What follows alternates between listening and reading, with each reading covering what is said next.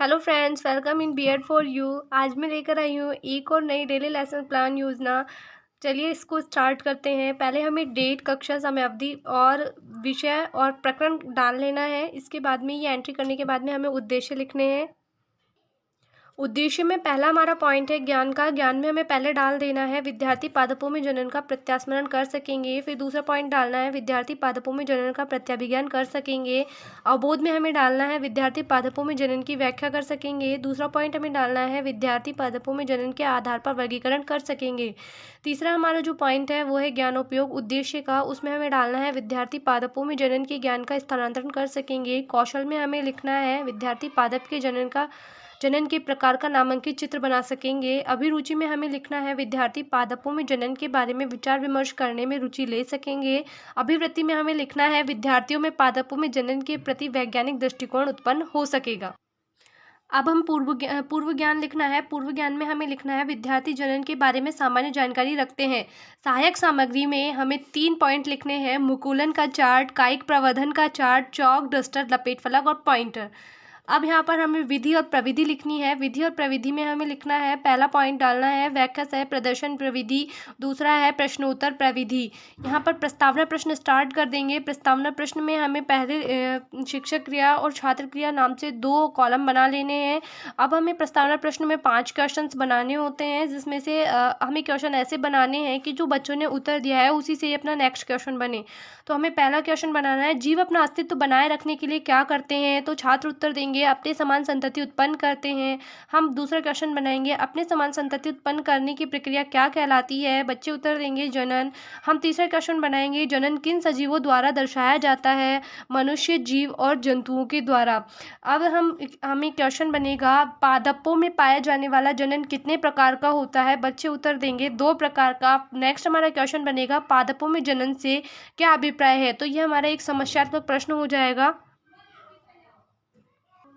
अब हमें उद्देश्य कथन लिखना है। उद्देश्य कथन में अब हम लिखेंगे, आज हम पादपों के जनन के बारे में अध्ययन करेंगे।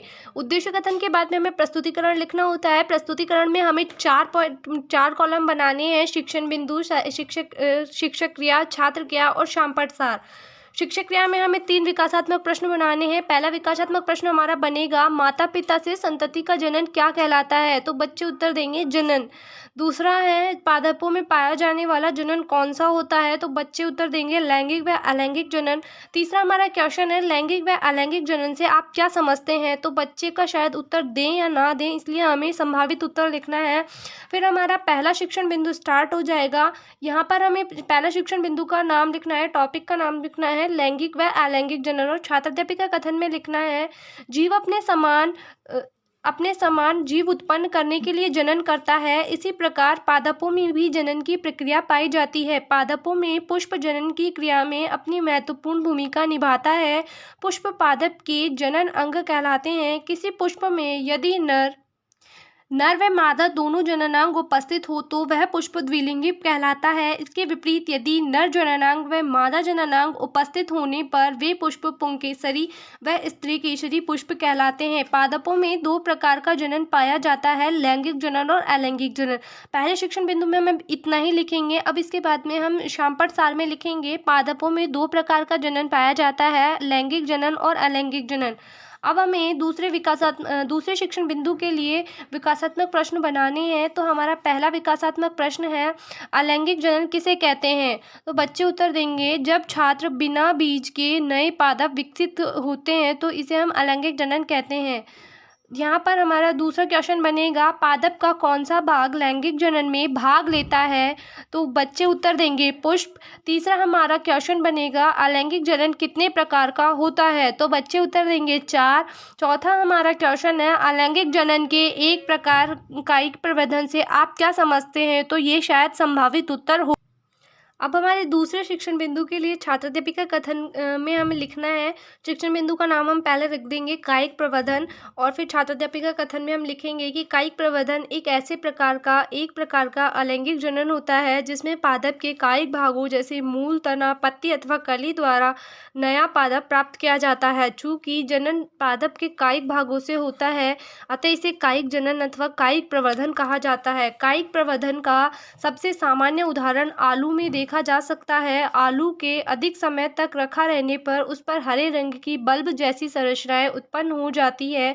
इन संरचनाओं को आँख कहते हैं। इन्हें मिट्टी में दबा देने से आलू का पौधा बन जाता है।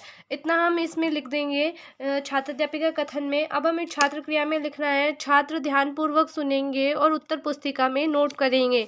श्यामपट्ट सार में हमें लिखना है कि कायिक जनन निम्न भागों से हो सकता है: जड़, तना, पत्ती अथवा कली से। इतना लिखने के बाद में अब हमारा तीसरा शिक्षण बिंदु प्रारंभ हो जाएगा। उसके लिए हमें विकासात्मक प्रश्न बनाने हैं। इसके विकासात्मक प्रश्न में पहले हम लिखेंगे पादप के कायिक भागों से नए पादप का निर्माण क्या कहलाता है। तो हम इसमें लिख देंगे, उत्तर बच्चे देंगे कायिक प्रवर्धन।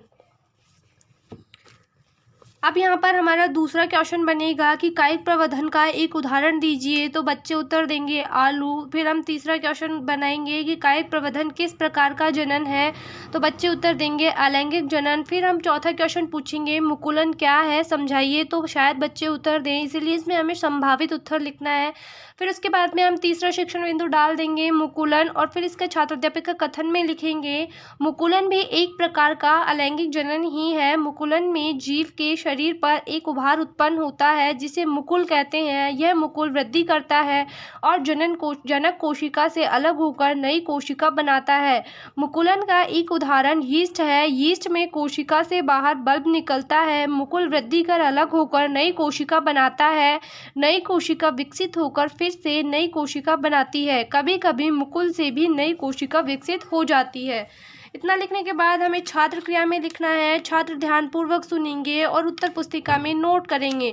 फिर हमें यहाँ पर जो हमारा श्यामपट्ट सार है उसमें लिखना है मुकुलन भी एक प्रकार का अलैंगिक जनन है। यह यीस्ट में पाया जाता है। अब हमें पुनरावृत्ति प्रश्न बनाने हैं। पुनरावृत्ति प्रश्न में हमें 3 प्रश्न बनाने होते हैं। पहला प्रश्न हम बनाएंगे कि जनन किसे कहते हैं। दूसरा प्रश्न हम बनाएंगे पादप का कौन सा भाग जनन में भाग लेता है। तीसरा प्रश्न हम बनाएंगे कि कायिक प्रवर्धन किसे कहते हैं। पुनरावृत्ति प्रश्न में 3 या 4 क्वेश्चन ही बनाने होते हैं। फिर इसके बाद में मूल्यांकन प्रश्न बनाएंगे। मूल्यांकन प्रश्न या मूल्यांकन कार्य के अंदर हमें 5 प्रश्न बनाने होते हैं लगभग। तो इसमें पहला जो हमारा क्वेश्चन होता है वो होता है सही विकल्प का चयन कीजिए। इसमें हम पहला क्वेश्चन बनाएंगे मुकुलन का उदाहरण है। तो इसमें हम ये ऑप्शन डालेंगे आलू, व अदरक, से, यीस्ट, द कोई भी नहीं। दूसरा क्वेश्चन हम बनाएंगे अलैंगिक जनन की प्रक्रियाएं कितनी होती है। तो ए में डालेंगे 2, ब में 4, स में 3 और द में 1। फिर रिक्त स्थान की पूर्ति कीजिए, ये वाला क्वेश्चन है। इसमें हम तीसरा क्वेश्चन डालेंगे कि आलू की छोटी छोटी कलिकाएं उत्पन्न हो जाती है जिन्हें क्या कहते हैं, या फिर रिक्त स्थान करके इसका उत्तर लिखना है बच्चों को। फिर हम चौथा क्वेश्चन हमारा है जनक पादप के कायिक भागों से नए पादप के उत्पादन का प्रक्रम कहलाता है। इसमें रिक्त स्थान डाल देंगे।